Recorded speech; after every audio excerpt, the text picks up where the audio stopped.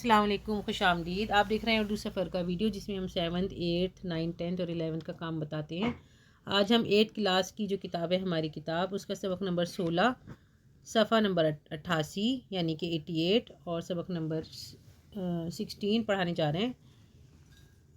سبق ہے کفایت شعاری۔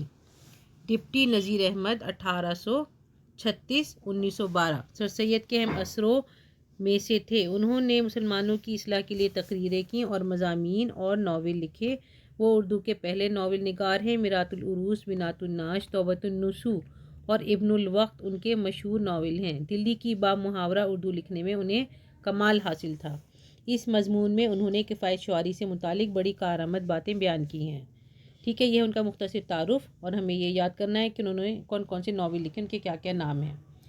اور کفایت شعاری کا مطلب ہوتا ہے بچت کرنا، مطلب یہ کہ نہ تو فضول خرچی کرنی چاہیے، وہ بھی اسلام میں منع ہے، اور نہ کنجوسی کرنی چاہیے، درمیانی راہ اختیار کرنی چاہیے، اسی میں ہماری بھلائی ہے۔ فارغ البالی کے زمانے میں آئندہ کے واسطے فراہم کرنا پیش بینی ہے، اور یہ ایک صفت محمود ہے۔ اس لیے یہ امر نہایت ضروری ہے کہ خرچ آمدنی سے زیادہ نہ ہو، بلکہ کچھ نہ کچھ ہمیشہ پس انداز ہوتا رہے۔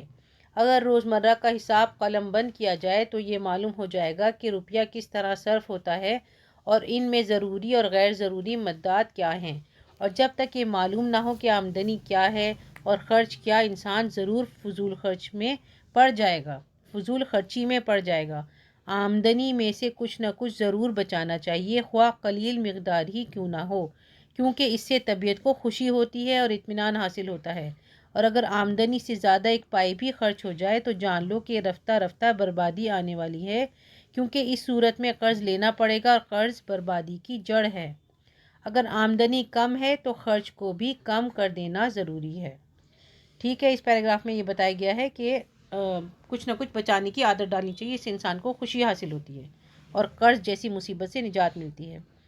کفایت شعاری ذریعہ مسرت بھی ہے، لہٰذا نہ صرف یہ ضروری ہے کہ اکتساب معاش کے وسیع وسائل اختیار کریں اور ان کو پوری طرح کام میں لائیں، بلکہ یہ بھی لازمی ہے کہ جو کچھ حاصل ہو اس کا کچھ حصہ بطور اندوختہ رکھیں، کیونکہ جس قدر کمایا تھا اگر وہ سب کا سب خرچ کر دیا تو محنت اور کاہلی کا انجام ایک سا ہوا۔ عقل مندی یہ ہے کہ مجبوری اور بیکاری کے زمانے کا خیال رکھا جائے اور اچانک ضرورتوں کے واسطے پیش بینی سے کچھ نہ کچھ پس انداز کیا جائے۔ کفایت شعاری بہت سے تعیش سے بچاتی ہے اور انسان کو پرہیزگار بناتی ہے، اور اس کے ساتھ ہی بہت سی جائز خوشیاں بخشتی ہے۔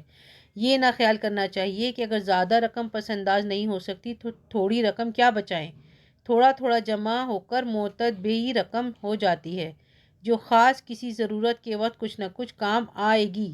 کفایت شعاری کے لیے کسی زیادہ لیاقت کی ضرورت نہیں، تھوڑا سا طبیعت پر قابو ہونا چاہیے کہ انسان محض دل بہلانے یا تھوڑی دیر کی واہ واہ کی خاطر غیر ضروری اخراجات سے مجتنب رہے۔ جب کفایت شعاری کی عادت پڑ جاتی ہے اور کچھ پیسہ جمع ہو جاتا ہے تو اس کے فوائد خود بخود نظر آنے لگتے ہیں۔ حادثات زمانہ اور واقعات غیر اختیاری کے وقت، مصیبت کی گھڑیوں اور سخت ضرورتوں میں اپنا پیسہ بے منت کام آتا ہے، نہ کہ اوروں کی سخاوت اور فیاضی۔ اول تو کوئی اس قسم کی مدد نہیں کرتا، اگر کسی نے کی بھی تو غیر مکفی اور بہزار منت۔ اگر کوشش بیکار جائے اور جو کچھ بھی پس انداز نہ ہو سکے تو بھی یہ صحیح منفعت سے خالی نہیں۔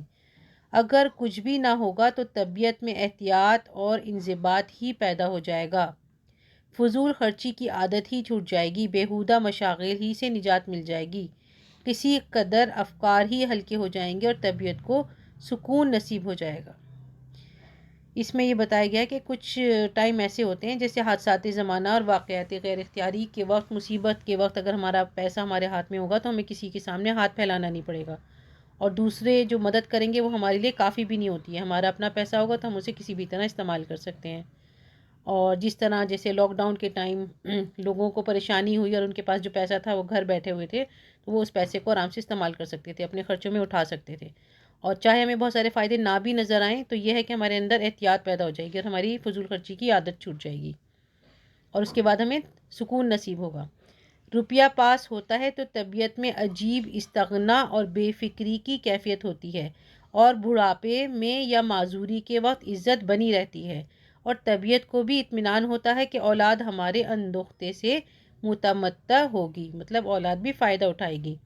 کفایت شعاری کی عادت بعض لوگوں میں قدرتی ہوتی ہے، لیکن بہتوں کو اکتسابی طور پر حاصل کرنی پڑتی ہے، اور اس کے لیے ضروری ہے کہ انسان کو آئندہ کی آسائش اور آرام کے لیے موجودہ وقت کی تھوڑی سی غیر ضروری خواہش کو روکنا پڑے۔ یہی حال قوموں کا ہے۔ جو قومیں اپنی تمام آمدنی خرچ کر ڈالتی ہیں اور کچھ نہیں بچاتی، ان کے پاس بالکل راس المال نہیں ہوتا، اور وہ ذرا ذرا سی چیزوں کے لیے دوسروں کی دست نگر ہوتی ہیں۔ ان میں افلاس اور مصیبت پھیل جاتی ہے، اور بے مائگی کی وجہ سے وہ تجارت نہیں کر سکتی۔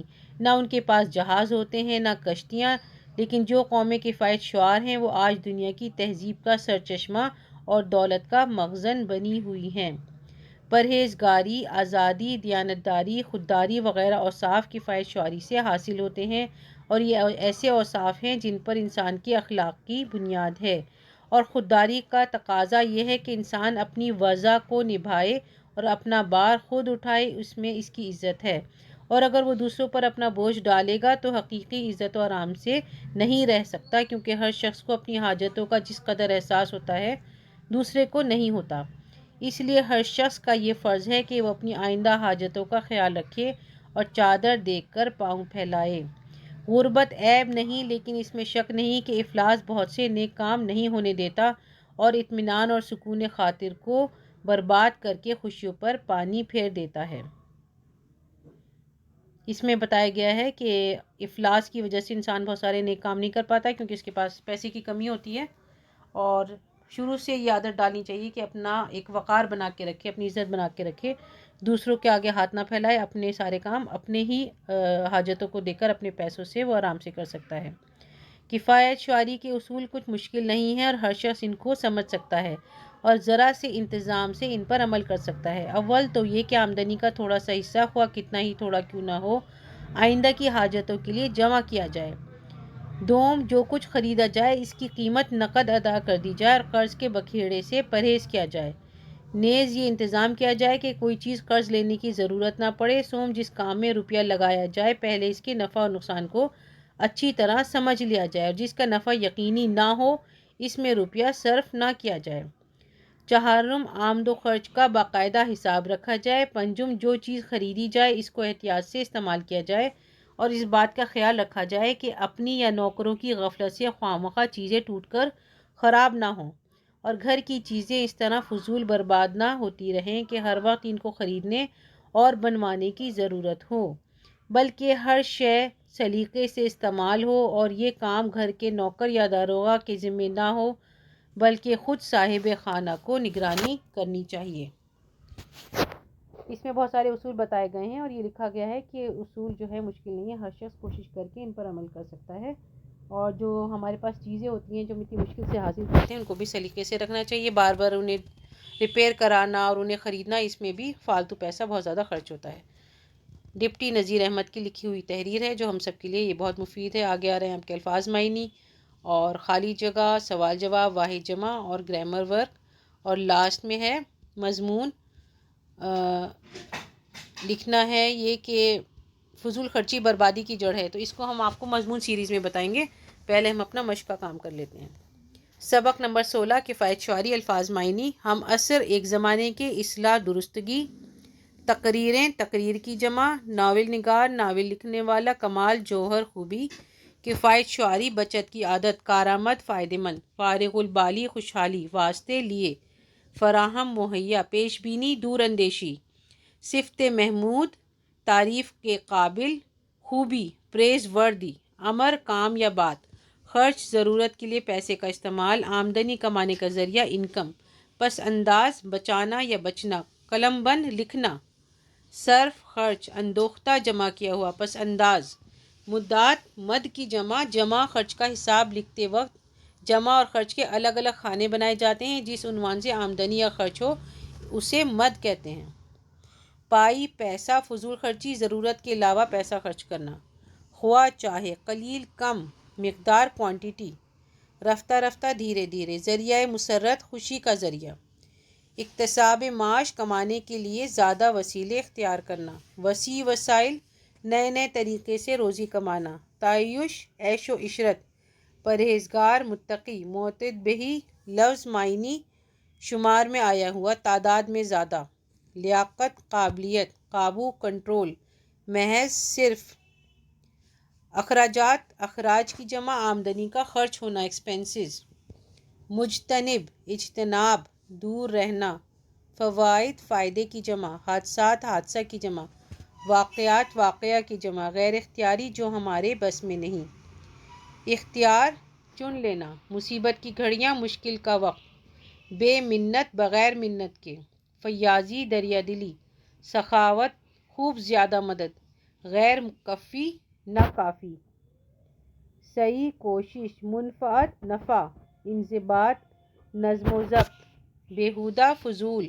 مشاغل، مشغلہ کی جمع، بہزار منت، ہزار منت سے یعنی بہت زیادہ کوشش سے، افکار، فکر کی جمع، استغنا، بے نیازی، متمتع ہونا، فائدہ اٹھانا، قدرتی، اللہ کی دی ہوئی یعنی فطری، نیچرل، بہتوں کو، بہت سے لوگوں کو، اکتسابی طور پر وہ جو کوشش اور محنت سے حاصل کی جائے، آسائش، سہولت، موجودہ، حالیہ، راس المال، سرمایہ، وہ پونجی جس سے تجارت کی جائے، دست نگر، محتاج ہونا، ہاتھ پھیلانا، افلاس، غربت، بے مائگی، کم حیثیتی، غربت، ریسورس لیسنس، سرچشمہ، منبع جہاں سے سب کو فائدہ ہو، مخزن، خزانہ رکھنے کی جگہ، وضع، چال چلن، بناوٹ،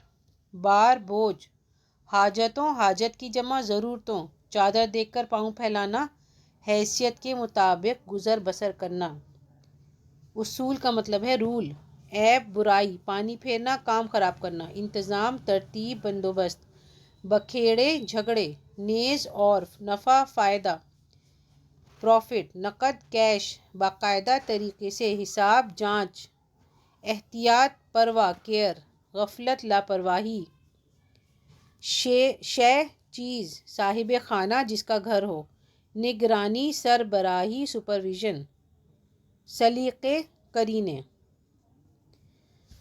جو آپ کے وہ آ رہے ہیں خالی جگہ اس کا آپ کو میں بتا دیتی ہوں، اس میں پہلے میں لکھنا ہے آئندہ، دوسرے میں کفایت شعاری، تیسرے میں محنت اور کاہلی، چوتھے میں تھوڑی، اور پانچویں میں صاحب خانہ۔ اگر آپ کو ابھی نہیں سمجھ میں آتے ہیں تو ہم آپ کو اوپر دکھا دیتے ہیں۔ پہلا کام ہے آپ کا خالی جگہ کا، ان جملوں کو پڑھ لیتے ہیں، چلیں پہلے آپ سبق کو اچھی طرح نوٹ کر لیں، وہاں پر آپ کو یہ الفاظ مل جائیں گے۔ فارغ البالی کے زمانے میں ڈیش کے واسطے فراہم کرنا پیش بینی ہے اور یہ صفت محمود ہے، تو اس میں آئے گا آئندہ کے واسطے، آئندہ کے واسطے کا مطلب آئندہ کے لیے۔ دوسرا ڈیش ذریعہ مسرت بھی ہے، اس میں لکھا جائے گا کفایت شعاری، جس قدر کمایا تھا اگر وہ سب کا سب خرچ کر دیا تو ڈیش کا انجام ایک سا ہوا، مطلب محنت اور کاہلی کا انجام ایک سا ہوا۔ یہ خیال نہ کرنا چاہیے کہ اگر زیادہ رقم پس انداز نہیں ہو سکتی تو ڈیش رقم کیا بچائیں، تھوڑی، ہر شے سلیقے سے استعمال ہو اور یہ کام گھر کے نوکر یا داروغہ کے ذمہ نہ ہو بلکہ خود ڈیش کو نگرانی کرنی چاہیے۔ کس کو کرنی چاہیے؟ صاحب خانہ کو۔ چلیں کہ آگے ہم اگلا کام دیکھ لیتے ہیں، سوال جواب۔ ایک جملے میں جواب دیجیے، روز مرہ کا حساب قلم بند کرنے سے کیا فائدہ ہوتا ہے؟ روز مرہ کا حساب قلم بند کرنے سے یہ فائدہ ہوتا ہے کہ معلوم ہو جاتا ہے کہ روپیہ کس طرح صرف ہوتا ہے اور ان میں ضروری اور غیر ضروری خرچے کیا ہیں۔ جیسے ہم شاپنگ کرنے گئے تو ہمارے پاس جتنے پیسے تھے ہم پیپر میں لکھ سکتے ہیں کہ ہم نے کتنے خرچ کیے، کتنے بچائے، کون سی چیزیں ضروری تھیں، کون سی غیر ضروری تھی۔ اگر زیادہ رقم پس انداز نہیں ہو سکتی تو کیا کرنا چاہیے؟ اگر زیادہ رقم پس انداز نہیں ہو پائے تو تھوڑی ہی کرنے کی کوشش کرنی چاہیے۔ اگر کچھ بھی رقم نہ بچ سکے تب بھی کفایت شعاری سے کیا فائدہ ہوتا ہے؟ اگر کچھ بھی رقم نہ بچ سکے تو بھی طبیعت میں احتیاط اور فضول خرچی میں کمی آ جائے گی۔ روپیہ پاس ہونے سے طبیعت پر کیا اثر پڑتا ہے؟ روپیہ پاس ہونے سے طبیعت میں بے نیازی اور بے فکری نصیب ہوتی ہے۔ غربت سے کیا نقصان ہوتا ہے؟ غربت کی وجہ سے سکون برباد ہوتا ہے اور بہت سے نیک کام نہیں ہو پاتے۔ مختصر جواب لکھنے ہیں۔ کفایت شعاری سے کیا مراد ہے؟ خوشحالی کے زمانے میں آئندہ کے لیے کچھ انتظام سوچ کر رکھنا عقل مندی ہے۔ اگر ہم خیال رکھیں کہ خرچ آمدنی سے زیادہ نہ ہو بلکہ کچھ نہ کچھ ہمیشہ بچا لیں، اس بات کا حساب رکھیں کہ روپیہ کہاں ضرورت میں اور بغیر ضرورت خرچ ہوا، اسے کفایت شعاری کہتے ہیں۔ کفایت شعاری کے کیا فائدے ہیں؟ کفایت شعاری کے مندرجہ ذیل فائدے ہیں۔ کفایت شعاری ذریعہ مسرت ہے۔ مجبوری اور بیکاری کے زمانے میں پس انداز کیا ہوا پیسہ کام آ جاتا ہے۔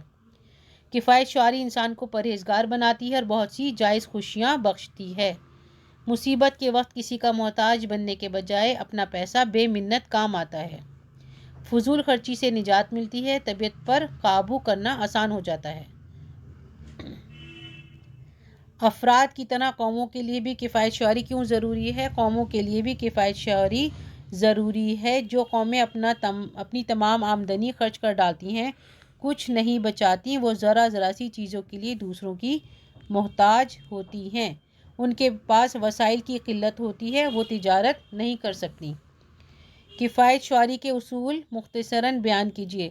کفایت شعاری کے اصول مشکل نہیں ہیں اور ہر شخص ان کو سمجھ سکتا ہے۔ چاہے تھوڑا ہی بچا سکیں مگر آئندہ ضرورتوں کے لیے جمع کریں۔ کوئی چیز قرض نہ لیں۔ پیسہ جس کام میں خرچ ہو اس کا نفع نقصان سمجھا جائے۔ چیزوں کو غفلت اور لاپرواہی سے برباد ہونے سے بچایا جائے تاکہ خریدنے اور ٹھیک کرانے میں پیسے بار بار خرچ نہ ہوں۔ واحد کی جمع اور جمع کے واحد: صفت صفات، عادت عادات، فوائد فائدہ، حادثات حادثہ، مشاغل مشغلہ۔ اور نیچے جو لکھے ہوئے ہیں ان کے میں متضاد لکھنے۔ آمدنی خرچ، قلیل کا لکھنا ہے کثیر یا وافر، فیاضی کنجوسی، اکتسابی فطری، آزادی غلامی۔ محاوروں کا جملوں میں استعمال: چادر دیکھ کر پاؤں پھیلانا، اس کا مطلب یہ ہے کہ اپنی حیثیت کے مطابق خرچ کرنا یا زندگی گزارنا۔ عقل مند آدمی وہ ہے جو چادر دیکھ کر پاؤں پھیلائے۔ محنت پر پانی پھیرنا مطلب سارا کام خراب کر دینا۔ تم نے اپنی کاپی گھما کر ساری محنت پر پانی پھیر دیا۔ اپنا بار خود اٹھانا یعنی اپنی ذمہ داری خود کرنا، ڈیپینڈ ہونا اپنے کاموں کے لیے۔ دوسروں کے سامنے محتاج بننے کے بجائے اپنا بار خود اٹھانا بہتر ہے۔ عزت بنی رہنا، عزت بنی رہنا کا مطلب جیسا جو ہمارا وقار ہے، جو عزت ہے وہ قائم رہنا، اس پر آنچ نہ آنا۔ کفایت شعاری سے مصیبت کے وقت کوئی اچانک ضرورت پڑ جائے تو اپنی عزت بنی رہتی ہے۔ دست نگر ہونا کا مطلب ہوتا ہے ایک دوسرے کے سامنے ہاتھ پھیلانا۔ دست کہتے ہیں نا ہاتھ کو، نگر کا مطلب ایسے شہر ہوتا ہے، مطلب سب کے سامنے ہاتھ پھیلانا۔ جو کسب حلال کی کوشش نہیں کرتا وہ ہمیشہ دوسروں کا دست نگر ہوتا ہے۔ یہ ہو گئے آپ کے جملے۔ اب ہم اوپر چلتے ہیں اور آپ کو آپ کا گرامر ورک سمجھاتے ہیں۔ کتاب کا پیج کھول لیجیے اپنا۔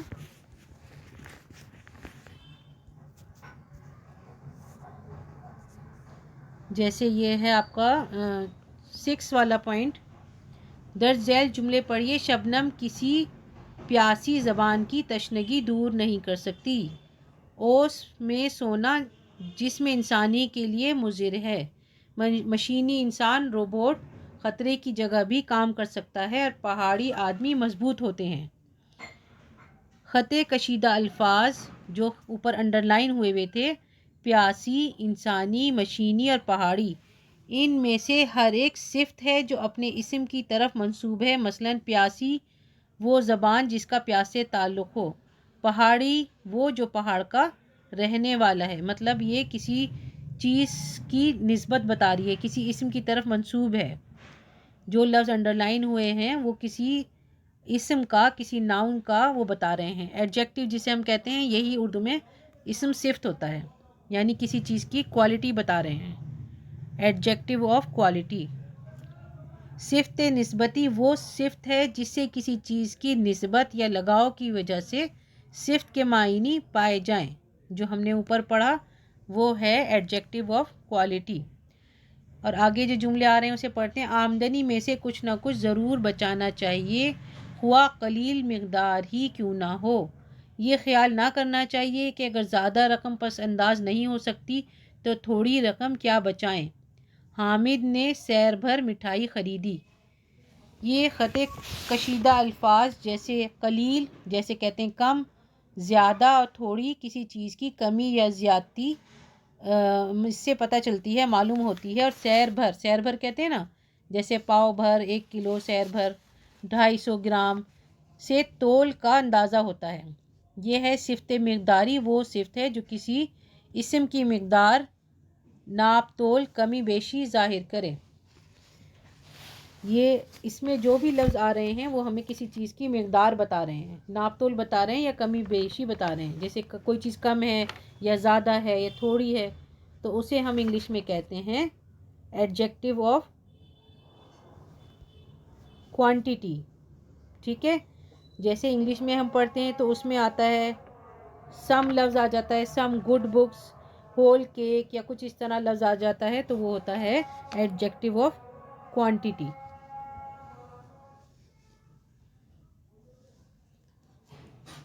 اذان کے وقفے کے بعد ہم پھر حاضر ہیں۔ آپ کو بتاتے ہیں آج ہم نے آپ کو پڑھائے ہیں ایڈجیکٹیو، اور جس کو اردو میں کہتے ہیں اسم صفت، اور اس کی کئی قسمیں ہوتی ہیں۔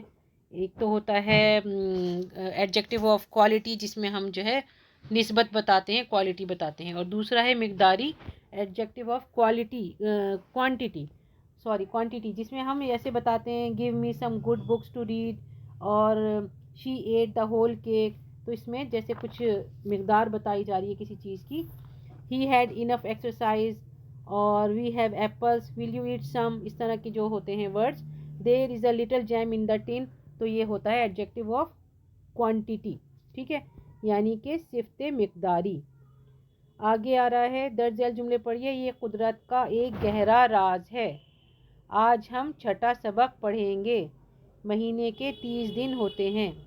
خط کشیدہ الفاظ 1 30 گنتی بتا رہے ہیں اور چھٹے سے شمار کا سلسلہ ظاہر ہو رہا ہے۔